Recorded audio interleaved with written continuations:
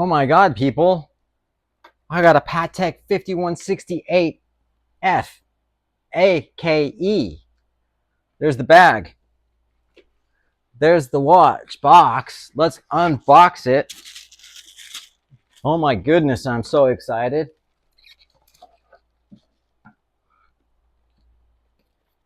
Patek Philippe. Oh my gosh, look at this. Here's the card, the warranty card. Here's the papers, certificate of authenticity. It has all the cool stuff. Look at that. Oh, and the hang tag, of course. You got to have the hang tag. And here's the watch.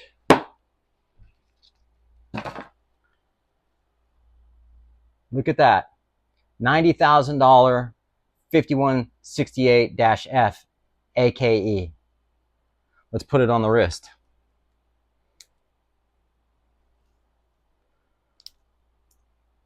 Look at that.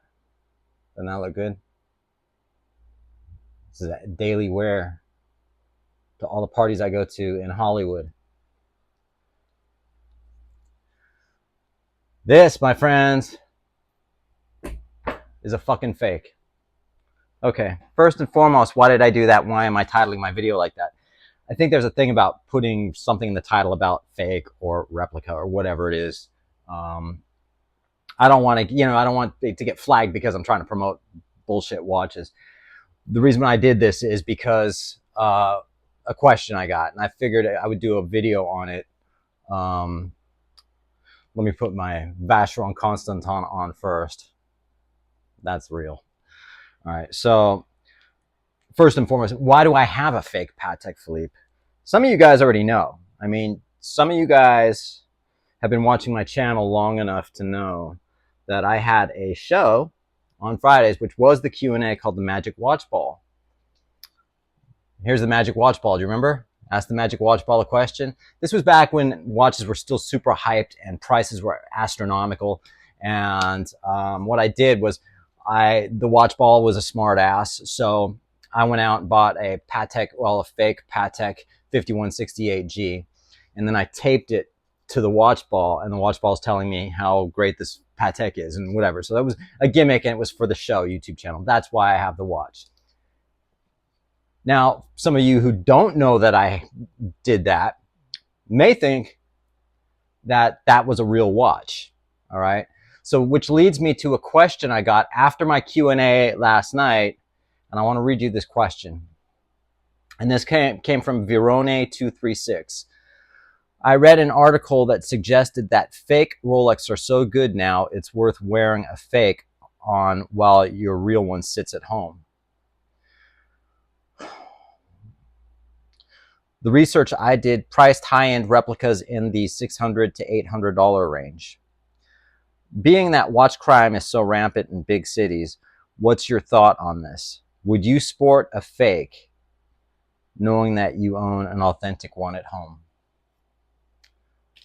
First and foremost, that fake one I just threw. I put it on once just to see what the watch looks like. I don't have an Aquanaut, but I would never wear it outside. I would never wear it out.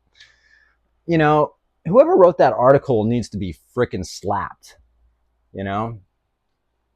And I've heard comments on other people's channels that say, oh yeah, I wear a fake one because, in case I get robbed, my real one's at home. What do you think is going to happen when you get robbed?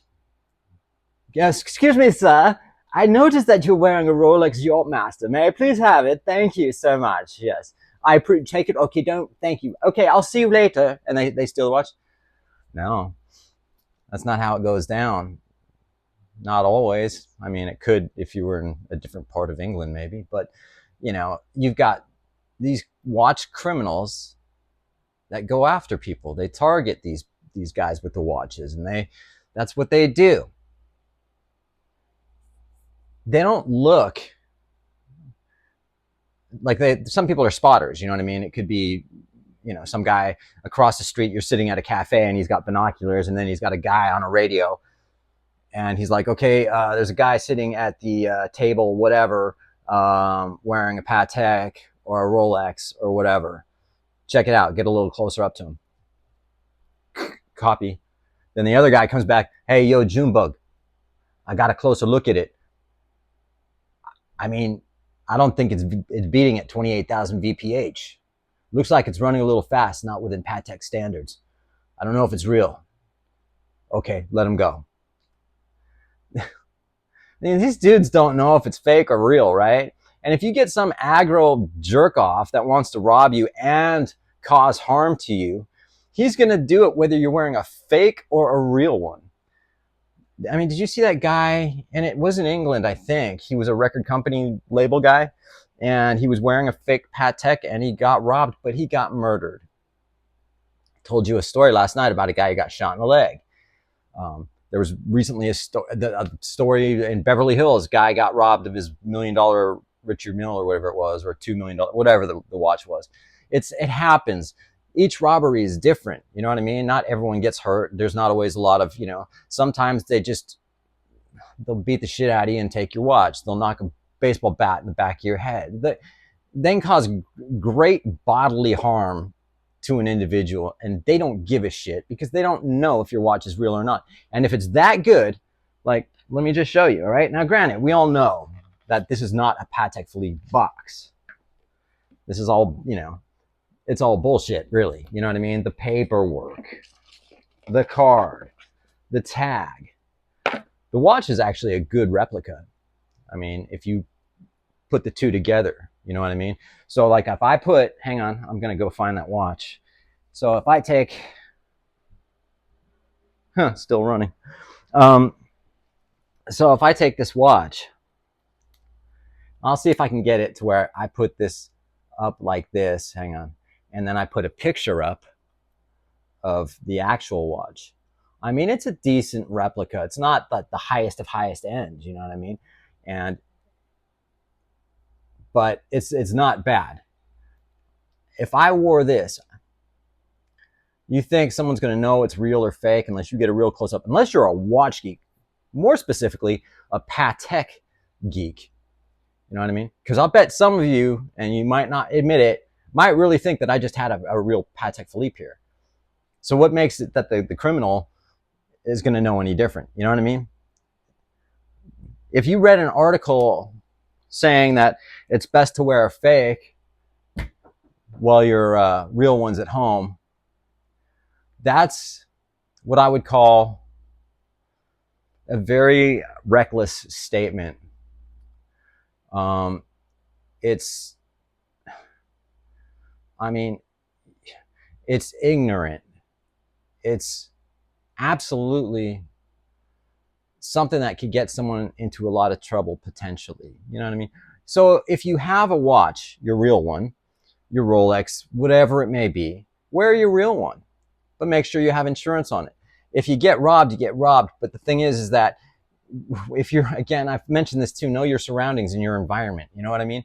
If you're in if you're in a high dollar area or even a low dollar area, just cover the watch up if you really want to wear it. You know what I mean? I get people that, that have commented about, well, just if you don't want to get robbed, wear a Casio G-Shock. Well, my channel is a luxury watch channel. And if you want to wear your luxury watch, you should be able to without having to worry about it. I feel safe wearing mine wherever I go. You know what I mean? But at the same time, if you have a luxury watch, you should be able to wear it, okay? But at the same time, sometimes it's just not a good idea to wear it, you know what I mean?